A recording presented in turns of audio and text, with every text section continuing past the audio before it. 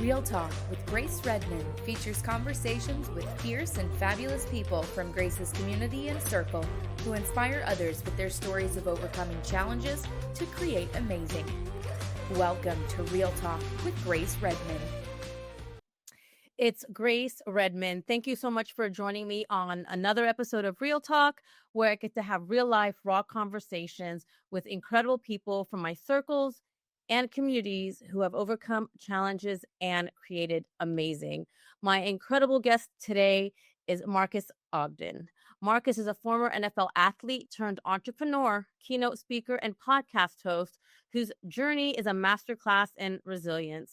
After retiring from the NFL, Marques built a multi-million-dollar construction business, only to lose it all due to what he now admits was an enormous, pompous ego. His devastating bankruptcy forced him to start over, working as a custodian for just $8.25 an hour. Marques refused to let failure define him. Instead, he embraced struggle as a stepping stone for growth, rebuilding his life and career with perseverance, accountability, and an unshakable mindset.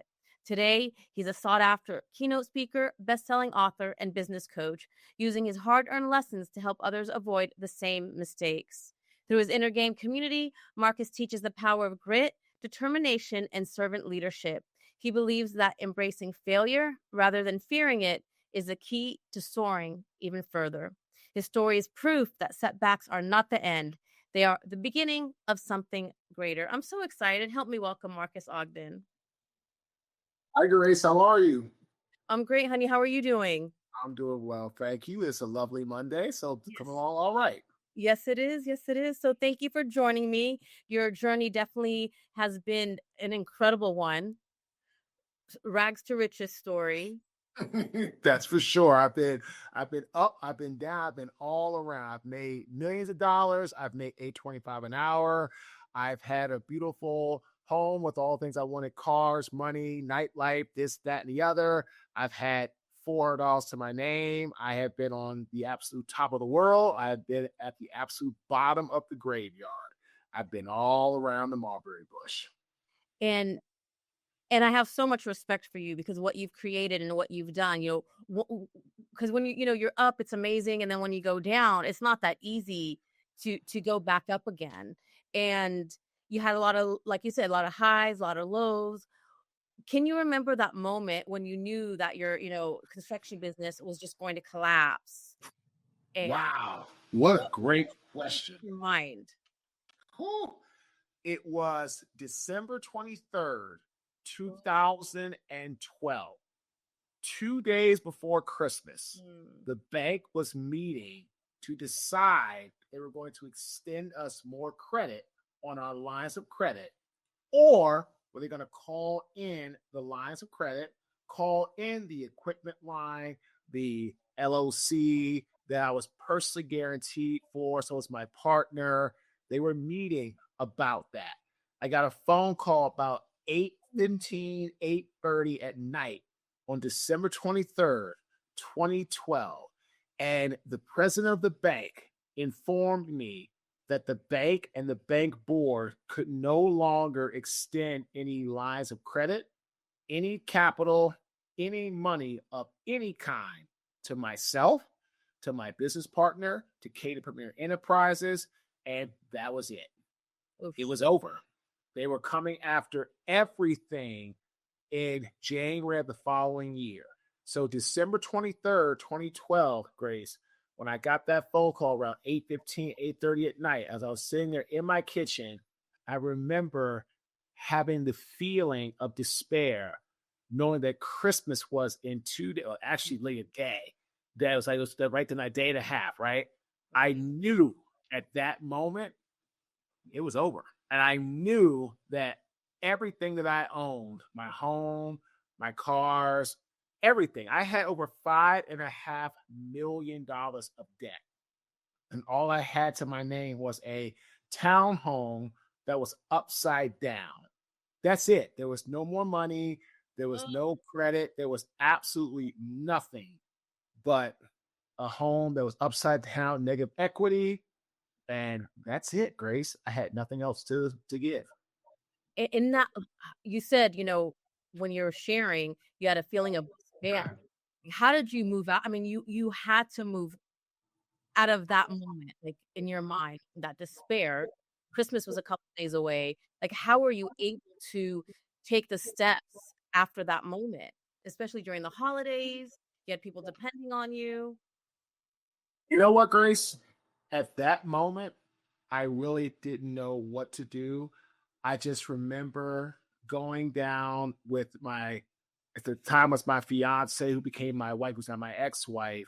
I remember just going down to see her family and just literally putting my head in the sand like an ostrich and just hiding and not facing reality.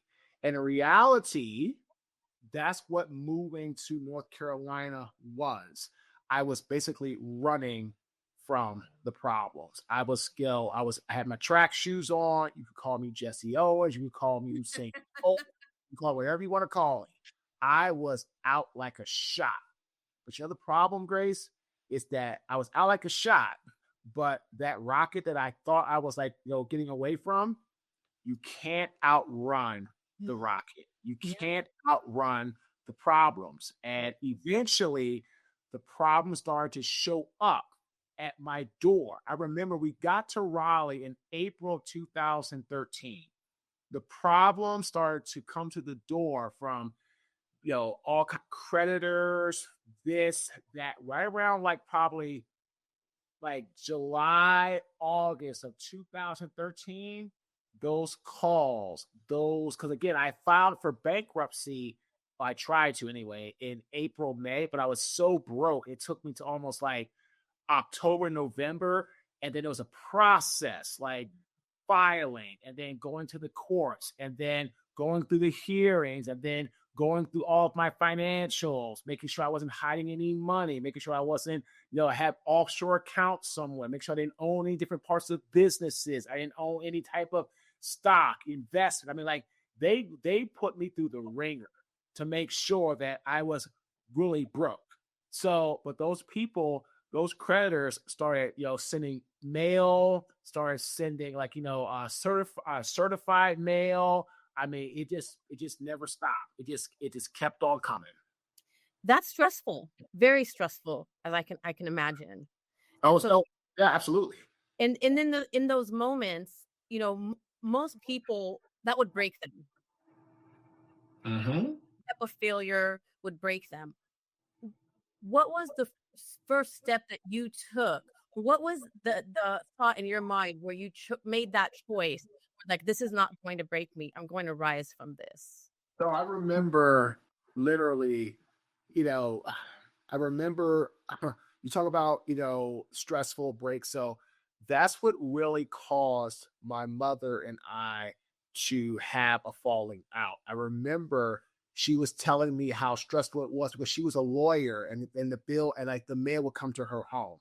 And I remember telling her, I said, well, what are you worried about? Like, that's not your name on this stuff. They're not coming after you. They're coming after me. And so that caused our falling out.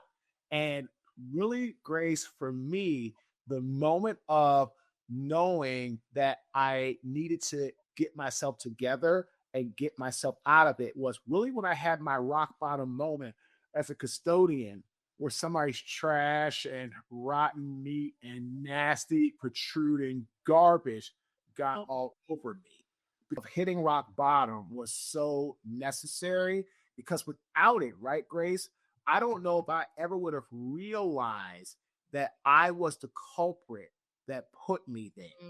And so it was so vital for me to have that rock bottom, to have that, spoiled milk moment in order to get my life back on track. So for me, that's when it really happened, is when I had that rock bottom moment. And it made me realize at that moment, right, Grace, nobody was coming to save me. If I was going to save myself, it was going to have to be done by myself. Yes, that's beautiful.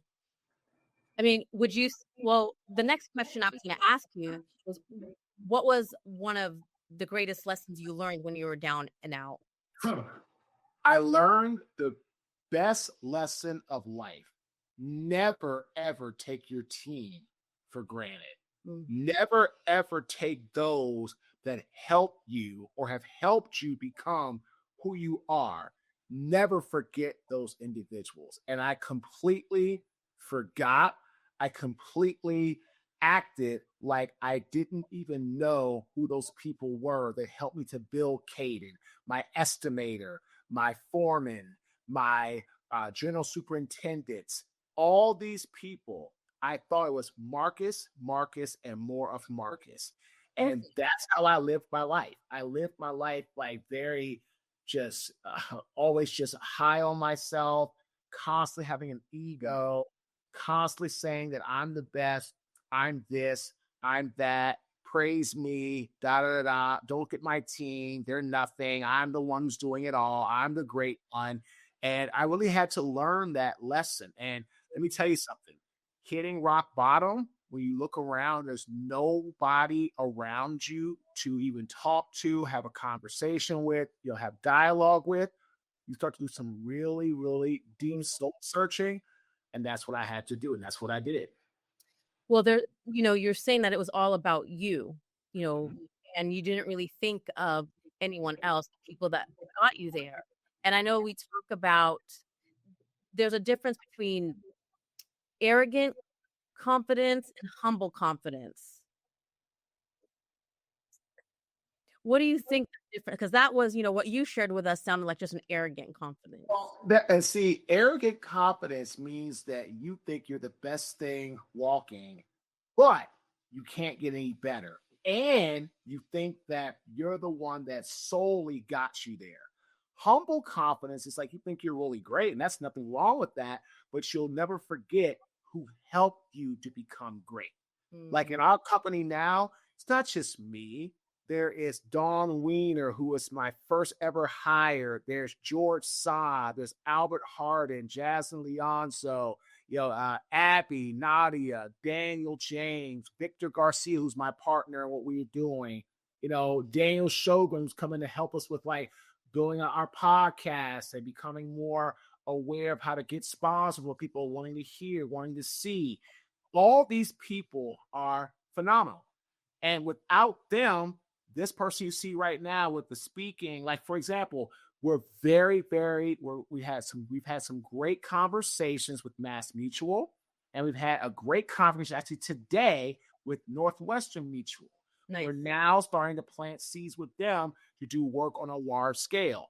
But without us going to NAFA and doing work for NAFA, without us meeting people that we've met, without people like Dawn, who's done all of our PowerPoints, all of our decks, all of the work, right, that creates these speaking engagements that we give that can visually show people what we are, who we are, and why it should work with us, then all these people we work for wouldn't mean anything because we wouldn't really have had a great track record with them, right? As a speaker, if you're giving a presentation, your deck or your presentation, call it your deck, we want to call it, it's huge because without it, if it doesn't look top flight, if it looks too wordy, if it doesn't have a lot of good visuals, all that stuff, people don't get bored. They get bored. And so Dawn has learned and has crafted. Dawn, I've been together since 2017 working together. Dawn has gotten better every year building things out. I love how you say that because it's not me, it's we, and it is a team. It takes a team to really create a business. And like you said, if it wasn't for them helping you, you wouldn't be where you were. And I can relate as an entrepreneur. I didn't get here myself. It wasn't for my team. I wouldn't be here. We can't do anything alone. There's just nothing. No. It's no, the human mind can do a lot of things, Grace, but it can't do everything. No. The minute you think you can do everything, that you don't need anybody, is the beginning of the end. For sure. And it's funny because I was going to ask you the question, how did your relationships change after you went from your rise to your fall? And you mentioned that you had a falling out with your mother. And when you're down and out like that, there's nobody around you. Nope. What about your closest friends? Are there any people that were in your life that are still in your life? Like how did those relationships change? So those relationships like that have become even stronger because they were there for me when most everybody was not. So, for example, one of my best friends, Pastor Corey Smith, I met Pastor Corey right around the beginning of 2012 when one of my old teammates, Matt Stover, said, Marcus, you need to go up to this church in Timonium where there's a young guy named Corey Smith who's a pastor there who is great in the pulpit. And so I went. It was like a 45-minute drive from where we were living each way. So me and my ex went to that, and I met Corey. And Corey and I started a good friendship and became really good friends in 2012, spring, summer. And then I ended up losing everything in the spring of 2013. Corey was one of the few people that stuck by me and was constantly, when I would text him, he would text me back. If I called for encouragement, he would call me back. And another one of my good friends, Derek Coe, who I've known since I was like 17 or 18 years old, he was very big in my life too. Like when I had trouble or challenges, he was right there. And then when I went through my divorce in 2022, Corey was right there. My good friend Derek was right there. My great friend Jamie, who I met in business in 2019, 2020, he was right there. We become best of friends. He was right there. And so what I've learned is people in your life who are there through the hard times are the ones you need to be really holding on to. It's just kind of like, vulnerability is hard and it's scary.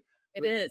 Find someone you can be vulnerable with and be real with. Hang on to that person or those individuals because they are a rare breed. And I had so many people that I found out the hard way liked me because I could go out to the club and buy all the bottles and drinks. And I'd have limos taking us out there. I could buy dinners going out here. It wasn't they liked me. They liked what I could provide to them. But people like Corey, Derek, Jamie, those type of people now that I have in my life, they're going to like me regardless of if I had a successful business or if I'm just, barely making ends meet. I love that. And how can you tell when someone's making an effort to ride your coattail and they're just using you for, going out, the limos, the contact? You can tell that because when things get hard or people are really in that position of like, wow, you have this, wow, you have that, but they're not trying to actually like conversate or be there or really trying to find like who you are or what you go through. Man, how are you today, Marcus? Like just ask. How are you today? How are you today? Grace, I mean, you asked me about going on your podcast. I'm like, yep, absolutely. You're amazing. Like you've been great. Tell me when I'm there. So open. So many people, they always want something. Look, we all need money to survive. Got it. Understood. But don't ask somebody to give you something and you giving them nothing first or nothing to prove that you're not just out for their money or something to prove that it's just like Bob Bird said, the law of value. Bob Bird, the co-author of The Go-Giver, him and John David Mann wrote fantastic books. One of my favorites. Right? The law of value, which states, right? You have to give more value than you take in payment. Yeah. You have to give more value than you take in payment. If you always are trying to take, I want, people are going to figure out that that's all you are, is you want. Eventually, we have the community. People like you who've been in it, we're going to always be there. As we start to turn it on to people who want to join, we're going to charge people. But people will see there's so much value there that whatever they put down, you're meeting people, you're engaging, you're connecting with people, you're doing business. And those are the things that people need to really look at in that regard. I love that. And I know that I've shared this with you and I've shared it, I think with Victor, was, the reason that I made it for 26 years in an industry where we've had 5 economic crises, where there's a 75% failure rate, is just like you said, it's like I focus on providing more value and also being the go-giver. And sometimes for me, I also need to learn to receive, because sometimes I give more, and then I remind myself that's okay, because there's a law of reciprocity, and there's the boomerang effect, because it'll always come back somehow. Always. Karma is real. It is. What And karma good or is bad good. karma? It's real. If you do right by people, it will come back. If you do wrong by people, it will come back. Yeah, and it's energy. Of It's course. energy, and you might not be able to see through the mask right away, but the energy doesn't lie. Oh no, absolutely not. Like Yeah. I had to call this woman, Grace, that I met through. She was a NAFA member. And we were supposed to have a NAFA call the first Wednesday of the month. We didn't have it, and unfortunately, some things were kind of just disconnected, disjointed, whatever. So I told her, "Hey, Amp, I thank you for giving me a call. I'll give you a free coaching call. I'll give you a free coaching call next week." Gave her the free coaching call. Let me tell you something. This woman had no passion. She had no energy. She had no excitement. And I said to her, "How have your sales been going?" "Oh, not very well. My group, my core doesn't want to talk to me." I said, "Well, why do you think that is?" "Well, I don't know. Maybe it's just time." I said, "It has nothing to do with it." I said, "You're coming across like you hate your job. You may not hate your job. I don't know you. I've had one call with you. Actually, we're on our first call, but I can already tell you don't like your job. So if I can tell that, and I don't know you, how do people that actually know you, how do they look at you? How are they reading you? What are they seeing? Right? And that's the whole thing. That's what people do not get. People can pick up on your energy, good, bad, or indifferent. If you're not excited about something, they can tell. When I go on podcast, I am excited. It's almost 7:00 at night on a Monday. I've been working since I had my first call this morning at 8. And you know what? I'm as excited now as I had my first call at 8:00 this morning. I've been up since 5, went to the gym, hard leg day, took care of stuff, running errands, calls, grocery store, picking up fare, you name it, I've done it. But I'm not going to ever get on something like this that I love doing and say, "Oh, oh, Grace, it's okay." No, because that's not who I am, right? And that's what people can pick up on. If you're not excited about something, then people are going to see right through you. Totally. And I can feel with you. It's not 6, and I appreciate you, because I know it's 7:00 there, but same thing. Like, I was up early. It's like so many things are going on throughout the day. And you just show up with that excitement, and it resonates. It resonates. So what was the hardest belief or habit that you had to unlearn as you started, coming back on the rise? I had to unlearn that at the end of the day, it's okay to ask for help. I had to unlearn that to become a big, strong guy, I cannot get assistance when necessary. And that's what I had to unlearn, because in football, where you have your teammates, but in reality, you have a one-on-one battle in front of you. You have the man against your man. It's you against him, trying to kick his butt. He's trying to kick yours. And so it's like you have a lot of that individuality. It's a team game. You got to win your one-on-one battles. I had to learn, and I had that approach with Caden, and that's where it went wrong. I was trying to win all the battles. I was trying to market. I was trying to sell. I was trying to close this. I was trying to do everything by myself. I had to unlearn that, because in this business, I don't know how to write. I do know how to write blogs, but I suck at it. Why am I going to do it? I can write a newsletter, but why would I do that? I'm horrible. I don't know how to build an app for our app on people's phones. I couldn't tell you how to design a website, make it powerful, make it impactful. I can't really take great videos unless I'm doing a little one with my phone or photos, or I don't even know how to turn on Canva. If you ask me to create a PowerPoint, I'd be like, "What are you talking about? Really?" Well, then just shoot me, because I'm done. Right? The point is, that's what I had to unlearn. It's okay to ask for help. Yes. And that's really a strength, to ask for. It's a strategy. It's an off strategy. It's all about, thank you. It's all about delegation. Yes. Right? Yes. Delegate to people. If you pay people, and you're not allowed to do their job, you're wasting your payroll.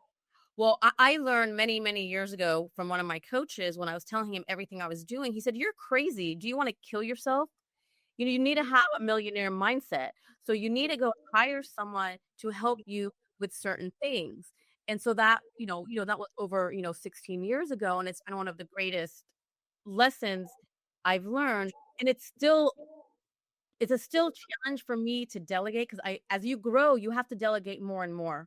Like you cannot grow without delegating. Yeah, absolutely. I mean, look at what we do with the community. We have the inner game community. Victor does all the editing, all the videos, all the back end, all the software, all the leads, all the running, all the different, cold emails, trying to warm people up, all the warm lists, all that.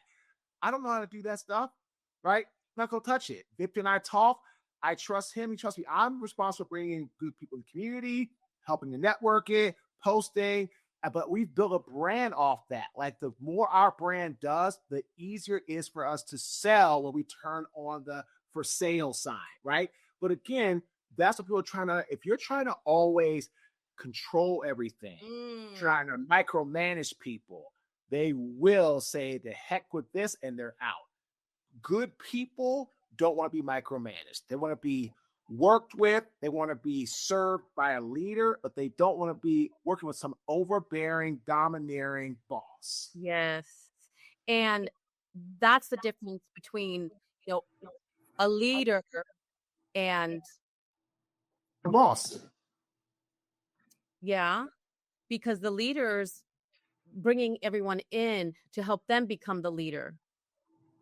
They don't want to have that control. Like, like when you were in the construction company, like you thought it was all you. The lead. I was a total domineering boss. There's two great quotes about leadership. One is my own. One is General Dwight D. Eisenhower. Let's go with the general first. Leadership is the art of getting people to do what you want done because they want to do it. General Dwight D. Eisenhower. My quote, leadership is not just doing what is right. It is doing what you know is hard and right. Yes. And that's what happens. Leaders have to learn how to get out of their own way, and they have to learn to allow their people, their team to step in and do their job. And sometimes it can be hard, but you know what? It's right, because good people aren't going to sit there and heck, you sit on top of their head, right? I check with my team once a week, right? Day, Monday, Abby, Monday, Jaslyn, Tuesday, George, Wednesday, Dawn, I see Thursday, Albert, Friday, Victor, we talk, we meet on Thursdays. Like, Daniel, we're starting to build our stuff up. When he texts me through WhatsApp, I respond back. I also have to say, well, how's it going? What are you doing? Show me this and show me. I had people, I said, look, what are your objectives this week? Great. Get them done. I will talk about it next week. Like, you tell me what you're going to get done. It's an objective. That's what I'm going to expect you to tell me we're chatting next week that got done. Other than that, I'm not going to sit there and watch you and babysit you. I will find out if it's not working. That's right. Lack of sales, lack of exposure. I'll find out, right? So if you just tell me, we good. If I have to find out, then we got a problem. So this is why I tell people all the time. As a leader, you have to do what's hard and right, and allow people the space, the room to do what they need to do. Give them the room and the space to do what they need to do. Yes. And I think another point is entrepreneurship, building a business, growing a team. It's not something that happens overnight. It's a long game. And just having that patience, where I know we talked about this the other day, sometimes, like I was telling you, okay, sometimes I want it overnight. That's not how it works. We just brought on someone new on your team. She's not going to be up to speed overnight. This is a long way. No. Yep. I mean, so I hired Dawn in 2017. Dawn then brought me George in 2018. I then met Donovan in 2020, 21. Yeah, 21, because I actually met him while I was in my in-laws' home, getting ready to move into my home. So 2021, I met Daniel in 2019 when I was coaching him. And then now I've hired him as my sales specialist. I met Abby through having a person, Valerie, who I had her friend, Victoria. Victoria had her friend Valerie, who owns Cradle, which is a virtual assistant brand out of Akron. You know Valerie. Yeah, Valerie's Abby, right? And then I found Daniel through him, reached out to me on LinkedIn and had a conversation. I met Victor 2 years ago, two and a half years ago through LinkedIn. We've done some projects together. Now we have a great business relationship. It takes time, right? Again, I had to build these people, right? Hired Dawn. Year later, brought George in. A couple of years later, found Albert, found Donovan, right? A couple of years later, found Victor, right? A couple of years, like a year or so later, found Danny, found Addie, found Valerie, found Nadia, found Daniel. You know what I'm saying? It takes, I didn't just come out of Jane to hire a bunch of people and have I've hired people and it hasn't worked out, right? What I've learned, if you're going to hire people, continue to hire people, don't you just bet them.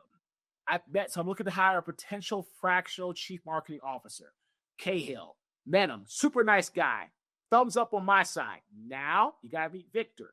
Because if you can't tie in what we're doing on our venture side to the community side, you're not going to work for us.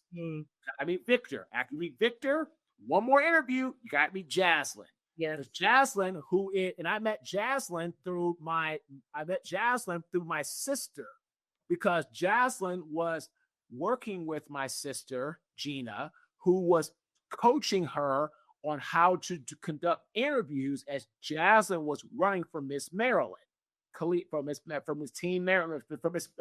Maryland, right? For Team Miss Maryland. So the point is, right? That's how I met Jaslyn. So the point is, now when I hire people, it's not just me. Yes. You have to go through 2 to 3 interviews minimum, 3 minimum, right? Either it's me, and then whoever's usually it's going to be Victor, because Victor kind of helps oversee both sides. And then it's going to be whoever you're going to work closest with our brand. Because if Jaslyn doesn't like Cahill, it's not going to work out. And I tell you what, I've had Jaslyn. She was a 19-year-old college, freshman, right? And she's 21 now, and she's fantastic. She's amazing. I love Jazz. She's not going anywhere. So Cahill if they don't like each other, sorry, Cahill, seniority, that's just going to rule in my book. So the point is, from there, it's like synergy as well, because yes, you have synergy on the team, then it's not going to work to expand, the business, to expand the impact, to expand the value that you're bringing to the team, to the world. We can't serve people if the team doesn't get along. That's right. That's just not possible, because it's going to be too many. And I've had that happen, and it causes turmoil. For example, Daniel Shogren, who I think is great. Daniel sent a bunch of emails out to people about how we're going to try to do this, test this, test this. Well, it was a lot in a short amount of time. So I have to go to everybody and say, hey, look, man, we're going to do this. We're going to do it in steps. We're going to condense how we're going to ask people for information. We're going to do 2 blogs a month, 1 newsletter a month, and we have our 4 shows we put out for podcasts. I informed Daniel of our schedule of deliverables, of the podcast running, of the blogs running, and of the newsletter, how it runs. Once he understood, I communicated everybody how it's going to go, no problem. Because he was asking me to do it, which is fine. And I get what he's trying, and he's not trying to do anything bad. He's trying to do his job. Mm-hmm. But it came in kind of like a whirlwind. And I was like, we got to back this up. Because, and again, I have did some things incorrectly. I expressed to him some wrong information about how we publish blogs. And once we made that clear, now we're on a schedule. And again, what I did, right? See, as a leader, you have to learn to do the stuff that nobody wants to do without telling them you did it. So all I did, right? You can tell them after the fact, but don't tell them why you're doing it. I sent out the survey that Daniel put together to about 50 people, Grace, that want to come onto our podcast. plus other people, sponsors. I took it upon myself because we're kind of like, we're gathering up to start it next week. I said, let me just see if we can get some stuff going now. I think they said we had about 15 to 25 people that already filled out the survey. Nice. Again, I didn't have to have Jaslyn do all that. I mean, could I say, Jaslyn, take this and send out to the people? Absolutely. Would she have done it? Yep, because I pay her and she's great. But that's not where I want her to spend her time. So as a leader, you have to do the things that a lot of people don't want to do. A lot of times it includes you. And don't tell anybody you're doing it until it's done. That's what I love about you, Marques, because I see you in the trenches. Like I see you on email, like late. I see you on the text. Like you are in the trenches, and I love that because that's what a leader does. You're there with the team, and it's not, you can hand it off for sure, but you to like, because I remember how I met you. Like I reached out to you, and you actually responded back to me. I was my own coach challenged me to reach out to some some podcast hosts, and I reached out to you and you got back to me, and that's how we are here today and how you invited me to be a contributor in the inner game. So worst people can say is no. Yeah. And you're definitely a go-giver for sure, and I appreciate that about you. And I want to be respectful of your time because I could have you here all night. I want to be respectful. I want to ask you, you think how important do you think mindset is on this journey of entrepreneurship? It's everything. It's everything. Yeah. It's everything. How you view yourself is your reality.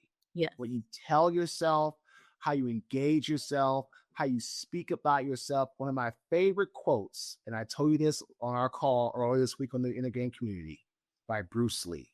Never tell your mind negative thoughts in a joking manner. Your body cannot dissimulate the difference.